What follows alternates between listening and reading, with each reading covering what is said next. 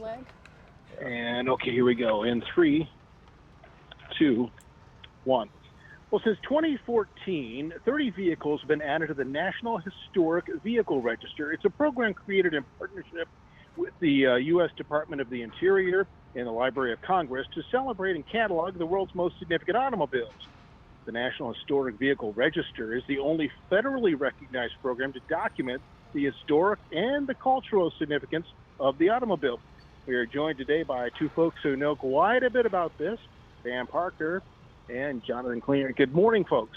Good morning. Good morning. Well, first of all, Jonathan, tell us about that famous car behind you.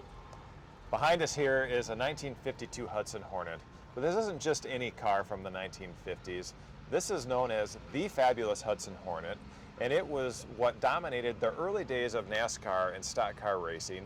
But also, in today's context, it is the vehicle very famously known as the car that inspired the character Doc Hudson in the movie Cars. Very, very cool. Well, Diane, what is the National Historic Vehicle Register? So the register is a way for us to celebrate and to preserve these very historically significant and culturally significant vehicles in perpetuity within the Library of Congress. So the program is very similar and follows the same criteria. That is the Register of Historic Places, where you might find something like the Golden Gate Bridge or George Washington's home on it. All of that information, the documentation, resides in the Library of Congress. Well, Jonathan, we know about the Hudson Hornet behind you. What other cars are being added to the register this year, and how are they honored?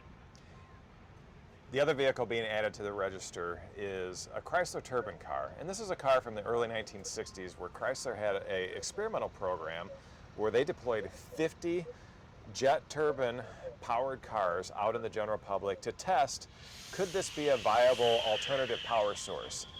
They had really fascinating futuristic jet-inspired styling, and the cars were successful from a reliability standpoint, but ultimately they were too costly to produce and to operate, so the program never made it into mass production. But it is a significant vehicle from our automotive history, and it's really exciting to bring that story to life and let people see these cars, and many times for the very first time.